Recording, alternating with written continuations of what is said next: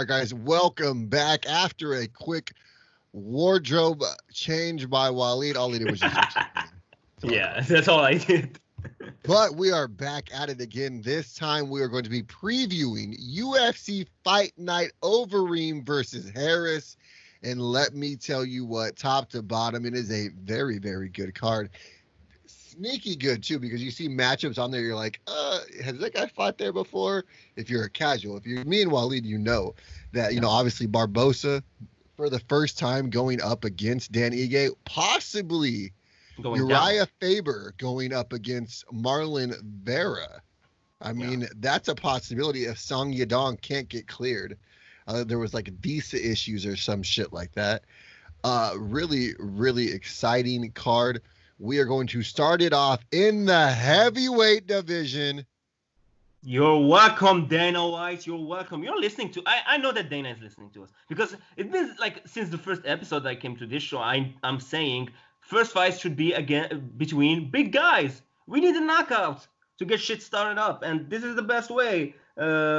Rodrigo Nascimento against Dontale Mayes. It's a pretty good. Listen, I'm excited about Mr. Dontel Mays. Now, Rogerio Nascimento, I do not know a whole lot about, but he is 7-0. Super excited about seeing these two. Obviously, you cannot go wrong in that heavyweight division. Yeah, you start with this. You have a good old finish or some sort. You can't lose.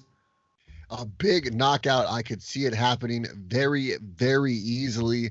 Now, Miss Courtney Casey, who is usually a strawweight, and Miss Marlon Romero Barella, who's usually a bantamweight, are going to be meeting at flyweight. Courtney Casey 8-7, Maria Barella 12-7, 2-0 contest. Courtney Casey, who we've had on the show multiple times, super excited for her.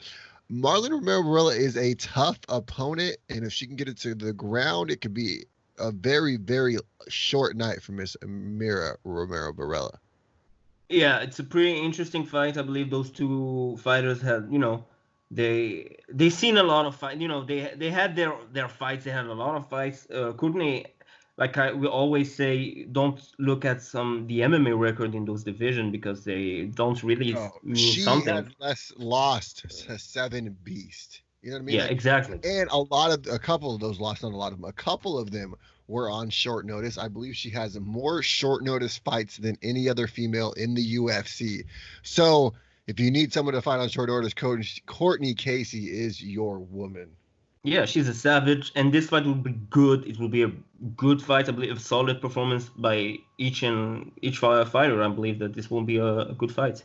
Now, your boy, Darren Elkins, in the featherweight division, is going up against Nate Landwehr. Nate is 13-3. His last fight was a loss to Herbert Burns by knockout. Herbert Burns is more known as a jiu-jitsu guy. So, what do you think that your boy, Mr. Darren Elkins, is going to be able to do to him when a jiu-jitsu guy knocks him out? Darren is a veteran of the MMA, so I believe that he can win this fight by decision if he keeps on being active. I believe every time he will throw a kicks, you will hear his corner say, "Oh," because that's what every time they do.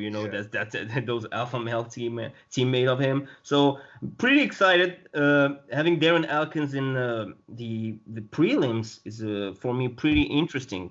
It will give me a reason to not miss the prelims. No, for sure. Gija Chikadis versus Irvin Rivera.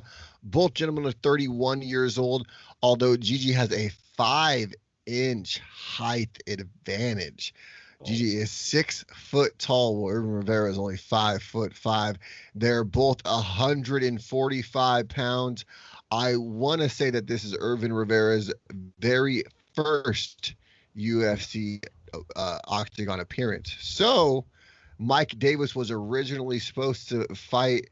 Irwin Rivera has now stepped in. I believe he is a former Titan FC fighter.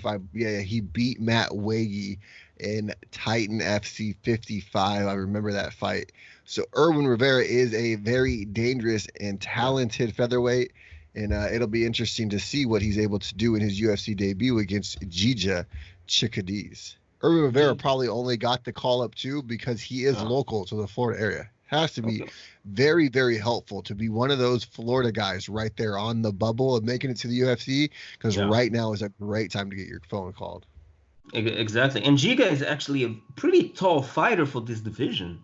Yeah, 6 foot for the featherweight division is what almost Zabit Magomedsharipov is.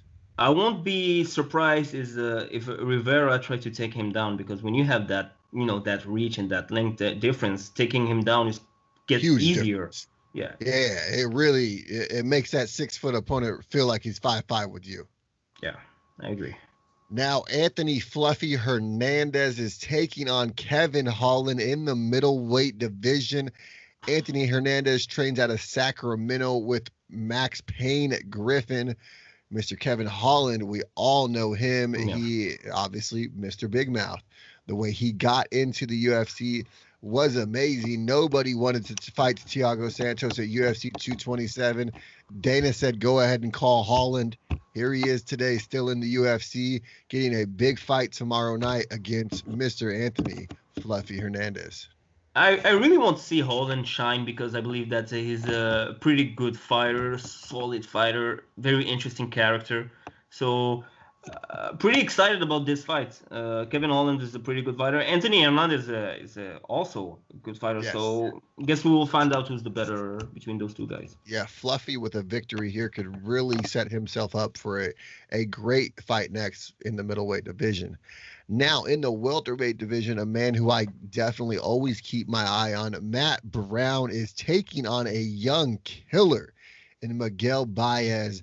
I really feel like this is going to be one of those fights that really shows that Baez is here to stay. Yeah. This is his very, very, very, no, he's fought in the UFC. Sorry. This is, I believe, his second or third fight in the UFC. Yeah. His last fight was against Hector Aldana. Huge KO, 2 minutes and 32 seconds into that fight. I expect the same thing. That will be the main event on the prelims tomorrow.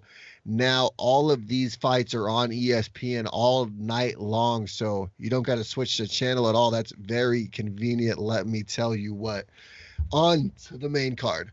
Song Yadong, one of my favorite fighters in the UFC, not just because his name's fucking hilarious to say, but because he is a phenomenal fighter. Yeah, I agree with you. Might fight, he might not fight against Marlon Chito Vera. There is an alternate in that fight if Song cannot go. The alternate is none other than the California old guy, Uriah Faber. Oh, come on. How do you disrespect him? It's still the California kid, and he's still legit, and he's still, for me, one of my favorite fighters, my favorite fighter in his division. So I hope that this fight happen, but I won't be mad if you're right. All jokes aside, fucking phenomenal that Uriah has enough balls to just be like, hell yeah, I will throw down. Marlon Chito Vera is no easy matchup in this featherweight division. The guy throws fucking haymakers, okay? And he's got sledgehammers for hands. If he connects, it hurts. Trust me, I've seen a lot of guys go down in that 15-5 record. If he does either one of these fights, I believe if it's Song who does go in there, it really, if he gets a victory over Marlon, it shoots him up in this fucking featherweight division, similar to the likes of Zabit Magomedsharipov when he started getting his wins and his big win over Jeremy Stevens. Now, I believe Marlon Chito Vera, if he wins this fight, no matter who his opponent is, really would set him up with somebody like even like a Korean Zombie. I could see that matchup. Yeah, I agree with you. Of course, the winner of this fight will have him fight against a top-ranked fighter, I believe. I believe if Song Yadong win, I believe he will get a more higher-ranked fighter than Marlon Vera. But I don't know. I guess we will find out. We will. And in the middleweight division, Eric Anders is taking on Christoph Jotko.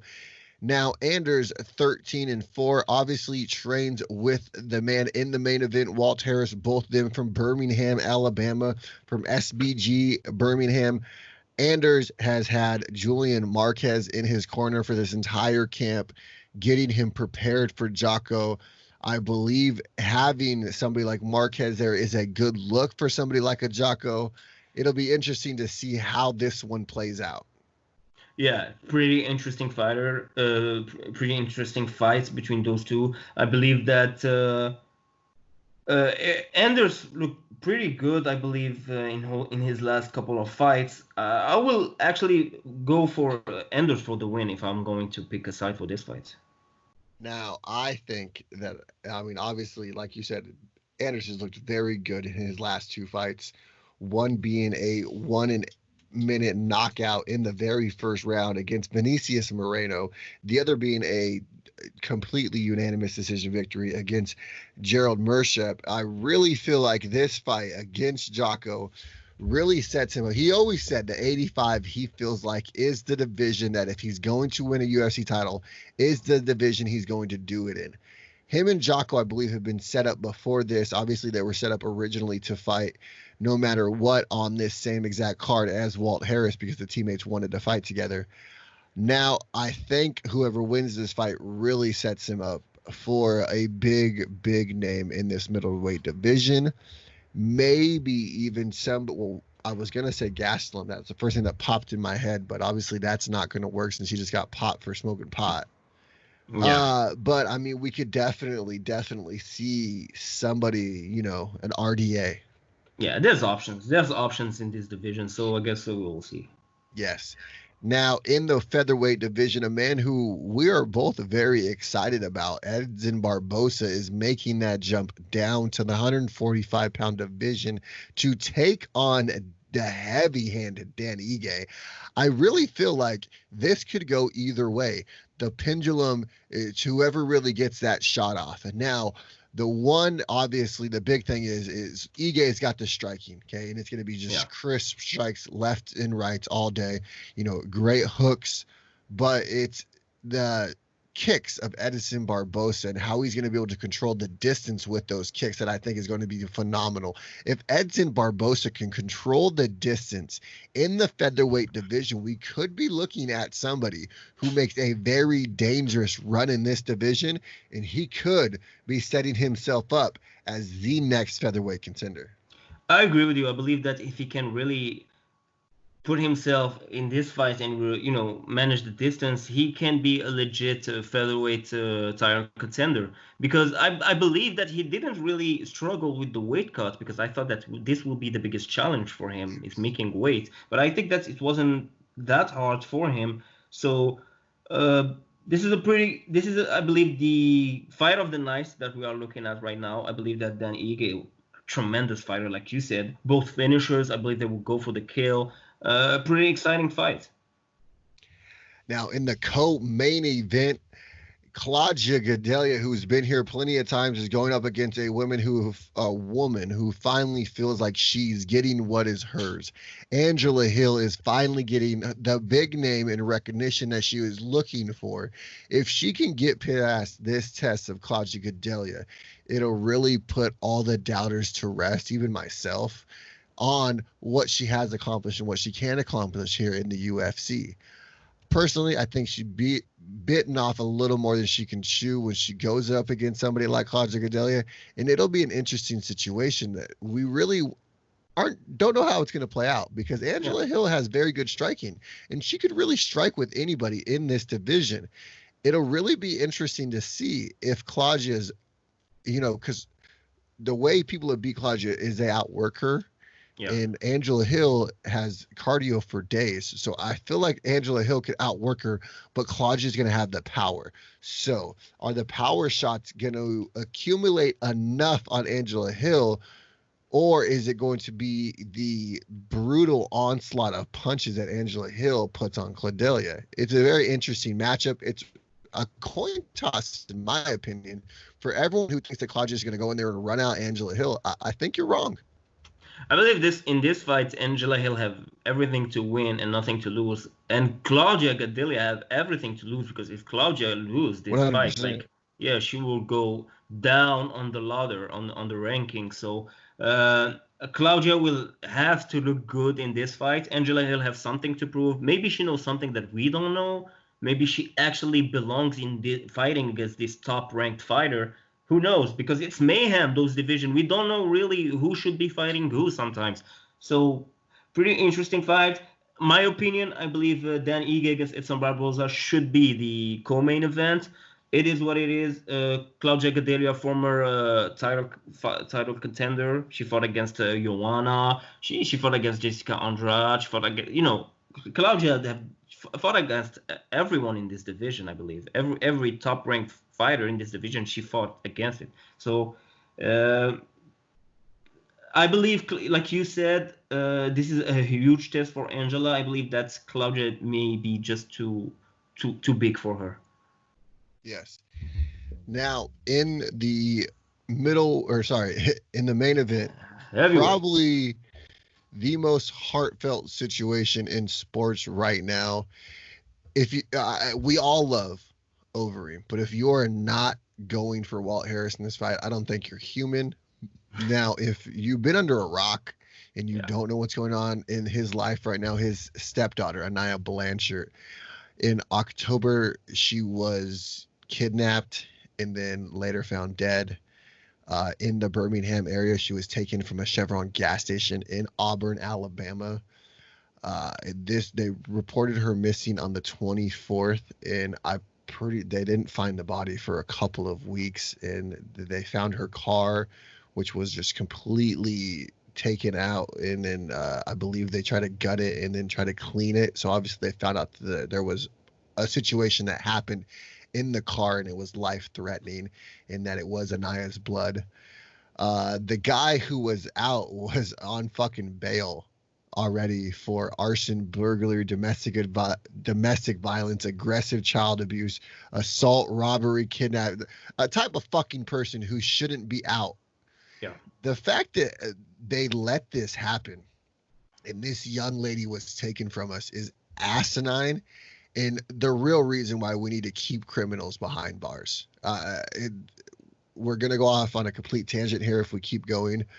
I needed to bring up this situation because it's something that needs to be talked about. Obviously, rest in peace, Anaya Blanchard, and even we're all thinking of you. Yeah. Even the UFC are putting this story in the promo because it's a very important part of the story. This is the comeback of Walt Harris. Like you said, I believe everybody will be rooting for him. Maybe even Overeem in this fight. Who knows? Yes. I'm joking, but listen, this is a pretty good fight. If Overeem, we all know him. He's a phenom. He's a legend in this division. We saw so many changes in his body from the TRT, after TRT. We saw everything. Juiced Overeem was huge. We saw him, getting knocked out against Francis Ngannou. We saw him win we saw him even getting he was close to beat Stipe Miocic. Then he said that he topped him out and it didn't happen. We saw everything with Overeem. He got outstruck, if you remember, by Fabricio Verdum, and he won by decision.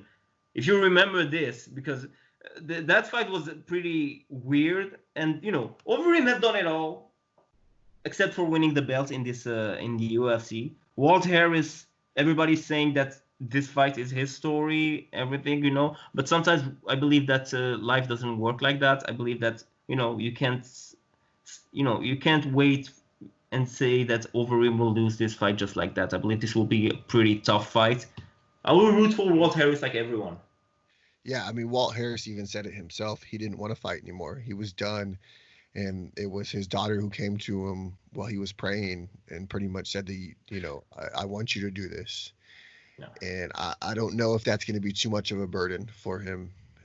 Like you said, it's got to be weighing heavily on him, but also the pain and the anger that this man has in his heart. I would hate to be Alistair Overeem on Saturday night, because Alistair's unfortunately the first man that Walt's going to be able to get his hands on and really, really, truly hurt. And it'll be an interesting situation. Like I said, I'm pulling for Walt Harris and everybody in the Harris family. Everyone really, touched by this situation. I feel like everyone should seek help. It's a situation that it's your new normal. Unfortunately, it's something that everyone has to cope with. It's really an unfortunate situation. Back to the MMA aspect of it, though, we talked about Overeem, just a complete legend in this sport, and Walt Harris was on a huge climb right now. Completely, this fight right here could throw Walt Harris right into the thick of things in this heavyweight division. A lot of people have had their eyes on Walt Harris. I believe the reason why Big Pretty Justin Willis was cut was because, well, this is just outside looking in. I believe they offered him a fight with Walt Harris and he declined it. That obviously people are worried about Walt Harris back in the day. They didn't want him to take their shine then. Guess what? The man is here and he is ready to take someone's shine. This man is very, very explosive. I seen him fight. He stepped up last minute and fought Overeem. When Overeem was supposed, he fought Verdum when Verdum was supposed to fight Derek Lewis. Yeah. Now he lost that fight, but just it speaks to the heart of somebody like a Walt Harris willing to step up against a killer like Verdum when you're prepared for somebody like, I believe it was Mark Goldberg. Walt Harris ended up knocking out Mark Goldberg. It was like 2 months later. Walt Harris has looked phenomenal ever since. Don't look at those 7 losses because the man has really evolved, especially right now. He's training at Birmingham SBG, having Eric Anders there daily, having guys like they brought down Julian Marquez for this camp. Those guys have really put together a great camp. I believe it's all going to pay off here on Saturday night. Yeah, I agree. Like we said, overall, I believe that this card is pretty amazing. The main event is very good card. Yeah, very interesting main event because everybody will be watching it and be wondering or supporting Walt Harris. So pretty amazing card, like you said. Give us 3 people to watch. The main event, of course. For me, like I said, the fight of the night would be Dan Ige against Edson Barboza, and I will root for my boy Elkins because he is a guy that will never quit. There's no quit in him. He will keep on fighting till his last breath, though. Darren Elkins, also. Those are my 3 fights. Here's my 3 and it's ironically different ones than you picked. Irvin Rivera versus Jija. I feel like that's an interesting matchup in that featherweight division. Irvin, being the Florida native, being ready to go, obviously showed that he is, game enough to be here in the UFC. Eric Anders versus Krzysztof Joko. That one could end in a huge finish by either man. Both of them have amazing power. And then Song Yadong or Uriah Faber versus Marlon Vera. I know it's a little weird matchup, but I mean, I love Song Yadong. I think he is a great fighter, and I do feel like he is a big future in the contenders of this featherweight division. Super young, too. He's 22 years old. Yeah. Pretty young, yeah. Yeah. Anything else for UFC Fight Night Overeem versus Harris? Not really. I'm liking that we are having UFC events one after the other. Yes. We're not even giving us time to breathe, but I'm really enjoying it. So it's giving us something to watch finally. Yeah, for sure. I'm loving it. Check us out, guys, on our Facebook, Instagram. Waleed has these great stuff up during the fights on Instagram. And then our YouTube page, Everything Native MMA Radio. It's not hard to find. If you haven't checked us out yet, please do give us a like and subscribe on every single one of the platforms. Chat it up. Waleed and I are here to talk to you guys. We love talking about MMA, so if you guys want to just talk about MMA, we're here. Either one of us might respond. You don't know who you're getting sometimes. It's fucking great. Yeah. But that about wraps it up for UFC Fight Night Overeem versus Harris. Wally Wall, any last words? Just enjoy the fight and, pray for Walt Harris' late stepdaughter. That's all I have to say. There you go. You heard it from the crackhead street Jesus. All right, guys. The UFC's got the real sheet Jesus. We have the Walmart version, but we aren't going nowhere. We'll see you guys later. Peace.